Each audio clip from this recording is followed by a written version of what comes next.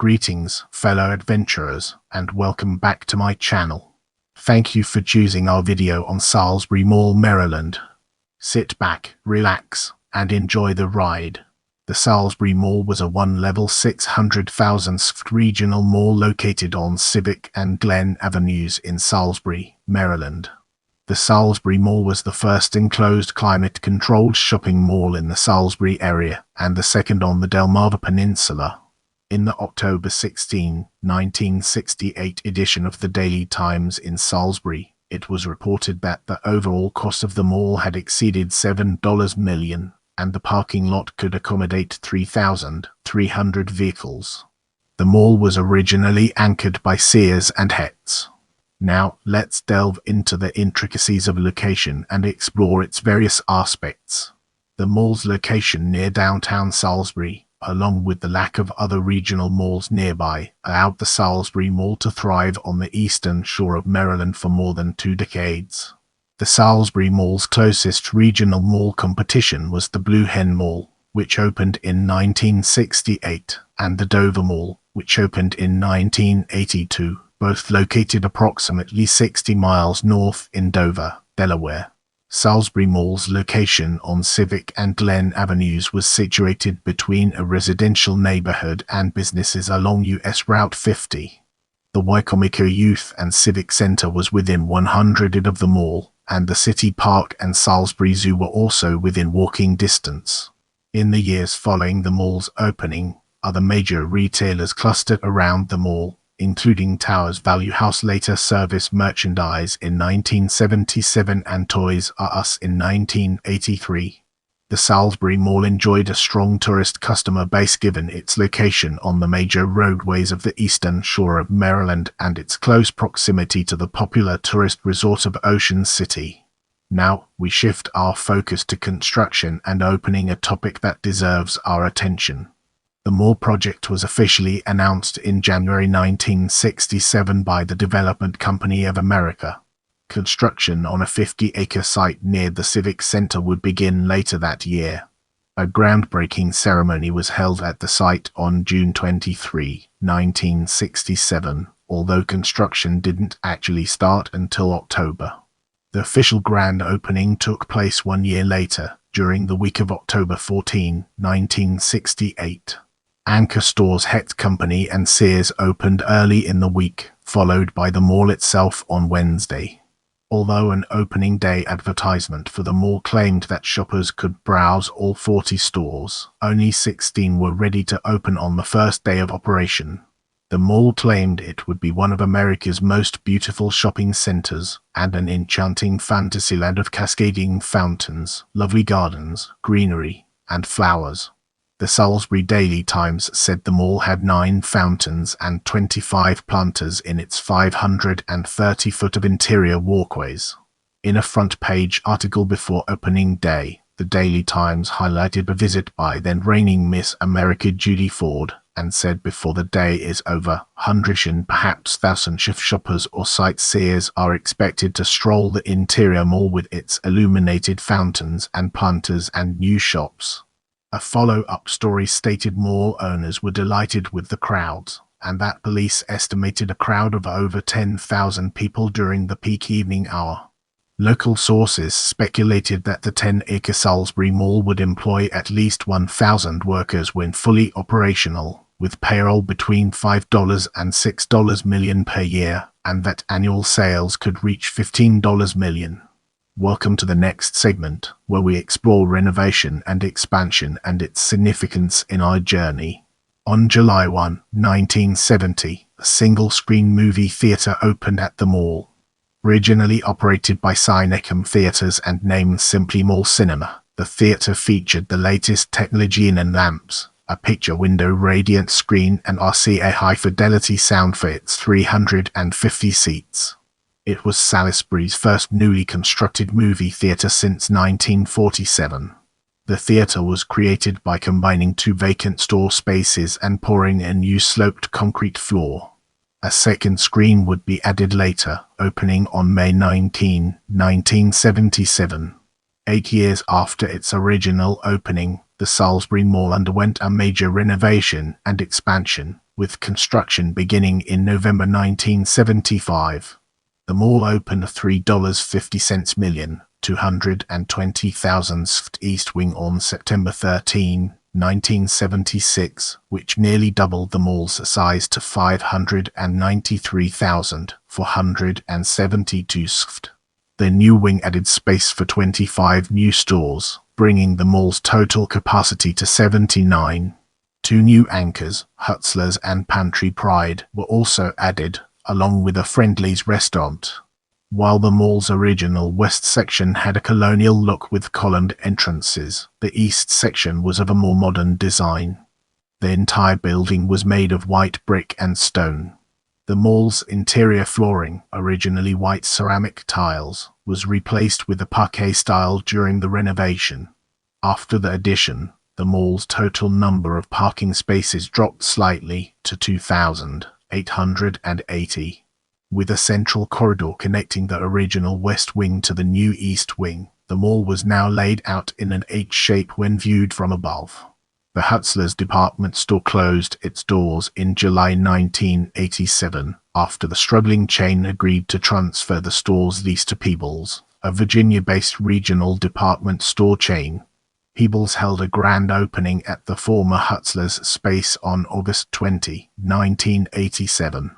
The store chose to open almost immediately after Hutzler's departure, changing only the merchandise and signage.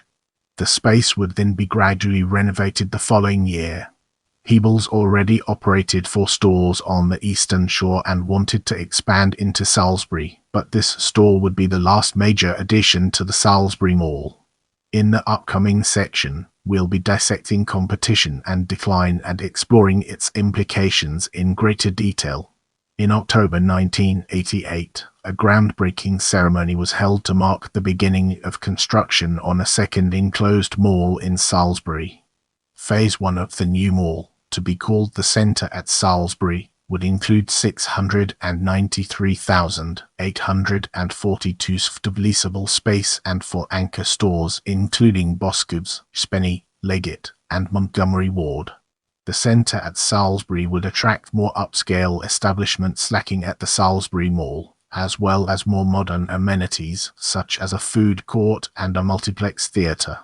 The mall would also have a much better location. As explained by Boscov's chairman Albert R. Boscov, the centre at Salisbury will be located at the intersection of Route 13, the principal north-south artery, and the Route 13 bypass, a limited-access road that currently circumvents local congestion in Salisbury and provides full interchange connection at Route 50 for traffic heading to and from Ocean City. Without a doubt, the centre will have the best location in the entire area. The bypass extension to Route 50 west of Salisbury, planned for 1991, will further expand the accessibility of the mall to the majority of shore-bound traffic from Baltimore and Washington. The Salisbury Mall owners had been considering an expansion to better compete with the soon-to-arrive centre at Salisbury. However, those plans were shelved when it became clear that both Sears and Hecht were planning to relocate to the new mall. Hecht had earlier agreed to stay and renovate their space at the Salisbury Mall, provided that Sears also agreed to stay. Sears, however, informed mall owners in September 1989 that they intended to relocate to the new centre at Salisbury, thus freeing Hecht from their agreement with the mall. Both the Salisbury Mall's merchants and city officials were dissatisfied with the mall's management during this period, believing the mall should have been more aggressive trying to recruit and retain tenants. The mall still had an 85% occupancy rate, but many in the community believed most stores would soon flock to the new mall. In a 1989 opinion column, the Daily Times lamented the possibility that the new mall would destroy the old Salisbury Mall. They wrote, "Instead of stimulating business for the old mall, the new mall appears destined to put the old mall out of business." The owners of the Salisbury Mall, meanwhile, are spending most of their time discussing things like salvage value. The Salisbury Mall's survival is as important to the community as the success of the new centre at Salisbury. Free enterprise demands that only the strong survive, but it would be a tragedy to see the old mall fall into decline and take a part of the community with it. On July 27, 1990, the centre at Salisbury opened, located just 4 miles north of the Salisbury Mall. Hecht and Sears relocated to the newly built mall in November 1991 as their leases expired, leaving Peebles and Food Depot as the only remaining anchors. Foot traffic decreased as national chains left the mall, due in part to concerns about crime and lax security. The twin-screen movie theatre closed suddenly in May 1992, citing increased competition and declining business. In this segment, we'll be unraveling the complexities of homicide and exploring its multifaceted nature. On September 9, 1991, a 17-year-old Salisbury State University freshman student from Pittsburgh, Pennsylvania was murdered when she separated from a group of friends to use the restroom. When she exited the stall inside the ladies' room, she was confronted by David Boyd. He immediately stabbed her once in her chest and then spun her around and stabbed her once more in the back. Boyd then ran out of the restroom while the victim cried in pain. He then rode his bike to a nearby park where he fell asleep. He was arrested, convicted of murder, and sentenced to life in prison. Boyd continues to serve his sentence at the Maryland Correctional Institution Hagerstown, located halfway between Salisbury and the victim's hometown of Pittsburgh. As we enter this new phase, let's analyze final years and West Wing closure from different angles and evaluate its significance. In 1994, the mall made one final attempt at a recovery. By luring locally owned businesses and entrepreneurs with cheap rent, the owners hoped the mall could carve out a niche for itself. In September 1994, a grand opening was held to celebrate the arrival of many of these small businesses, most focusing on antiques or crafts. The mall held 51 stores at this point, although fewer than 10 were national brands, and Orange Julius was the only remaining eatery. The mall's comeback didn't last. By 1996, the number of stores had dropped back down to 26, and rumors of the mall being sold and redeveloped were spreading. The mall changed owners in 1997, purchased by Salisbury Mall Associates, LLC of Baltimore, Maryland. The new owners closed the original west wing of the mall in the spring of 1998 by erecting a plywood divider to block it off from the east wing. The western wing was allowed to quickly deteriorate. Because of the mall's flat roof, leaks were often a problem, and the original west wing was now going without basic upkeep and maintenance. Peebles, Food Depot, and a few local stores were all that were left by the end of 1999. Most of the remaining tenants either relocated to nearby strip centers or simply went out of business.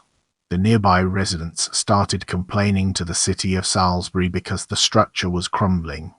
Weeds had started to grow in the parking lot. The mall deteriorated rapidly. The original west wing caught fire due to an electrical short in 2000, and some parts of the building were condemned. The last remaining department store, Peebles, closed its doors in the summer of 2001, citing poor sales. That left only Food Depot, The Connection, Illusions Games and Comics, a branch of Sojourner Douglas College, a martial arts academy, and a handful of small businesses.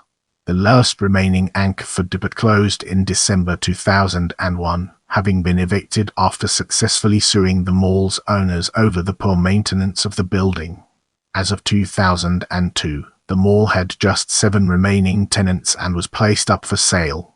The final tenant, The Connection, a locally owned clothing store, left the mall on November 23, 2004, relocating to the Twilly Center directly behind the mall.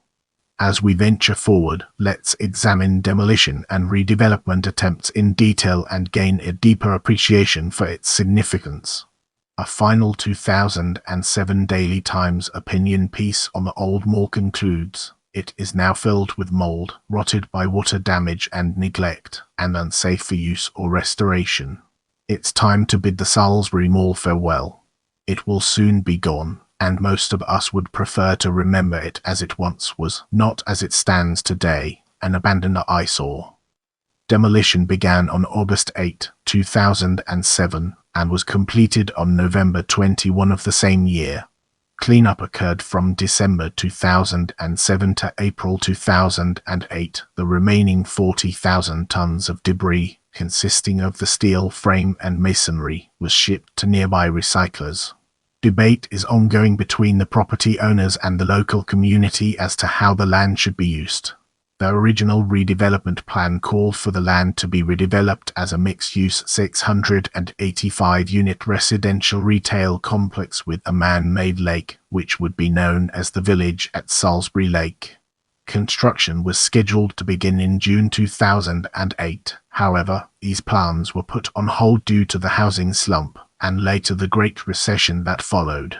On November 12, 2007, the main building contractor, Kelvin Hovnanian Homes of Maryland, LLC, filed suit against the property owner, Salisbury Mall Associates, LLC.